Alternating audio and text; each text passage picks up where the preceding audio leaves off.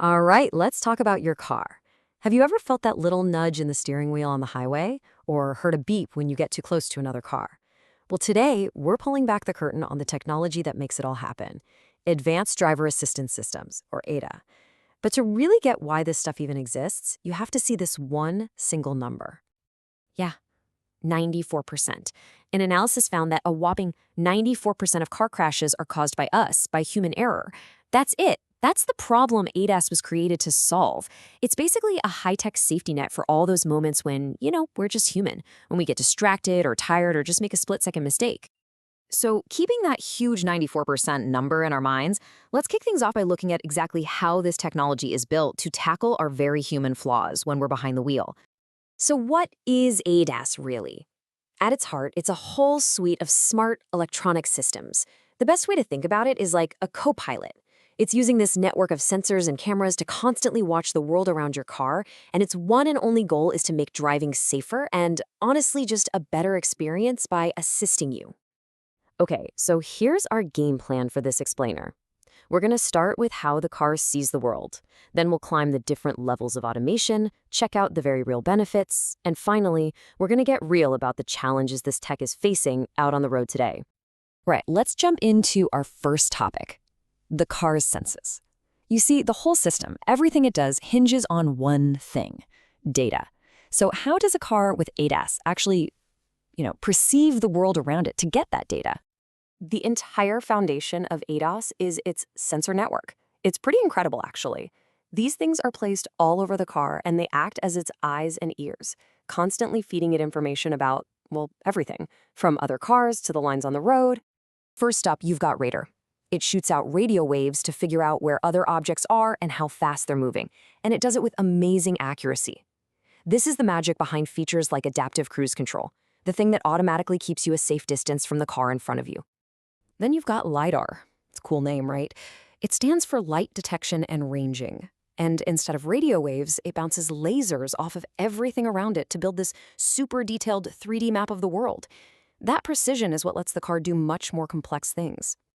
And of course, there are cameras. I mean, they work a lot like our own eyes. They're grabbing all that visual information so the car's brain can actually read traffic signs, see the lane markings, and even spot a pedestrian or a cyclist that might step out into the road. And finally, for all that up-close, tight-squeeze stuff, we have ultrasonic sensors. They use sound waves. You know that beeping sound that gets faster and faster when you're backing into a tight parking spot? Yep, that's them.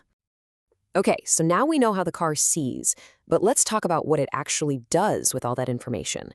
Because driver assistance isn't just one thing, it's a whole spectrum.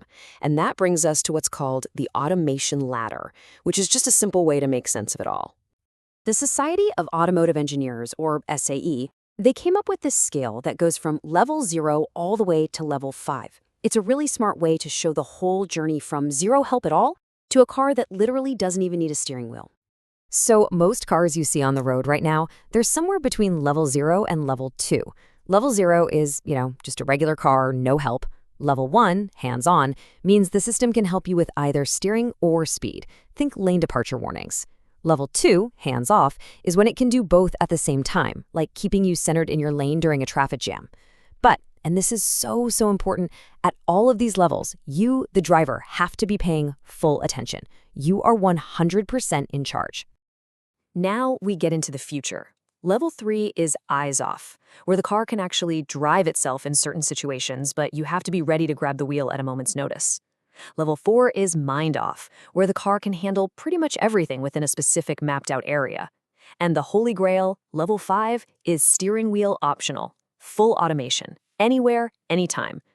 But let's be super clear, level 5 is still just a goal. It's not a reality yet.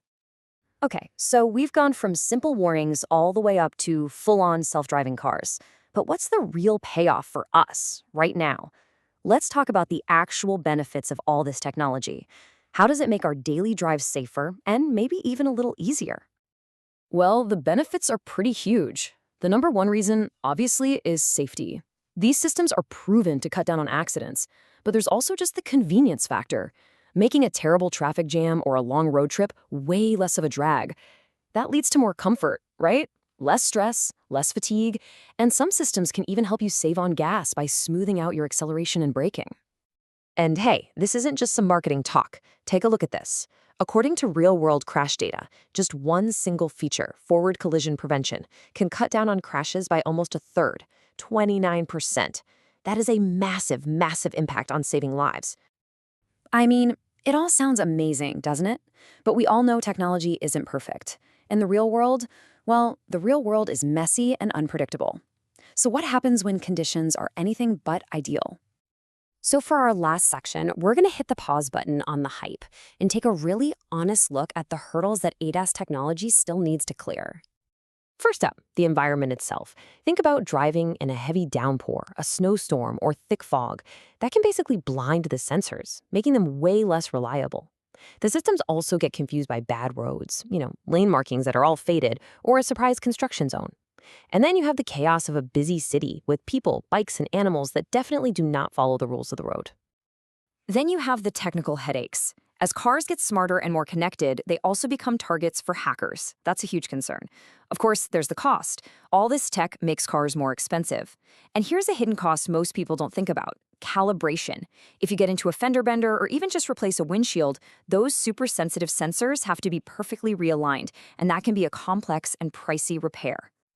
And finally, well, then there's us, the human element. Some drivers just don't trust the systems, especially after a false alarm, right? On the flip side, some people trust them too much and start to zone out, which is incredibly dangerous. And maybe the biggest issue right now is the total lack of standardization. One car company calls its system Pilot Assist. Another calls a basically identical feature Drive Pilot or Copilot 360. It's a mess of marketing names that makes it almost impossible for you to know what you're actually getting. So, after all that, what's the one thing you really need to remember? It's this: ADAS is designed to assist you, not replace you.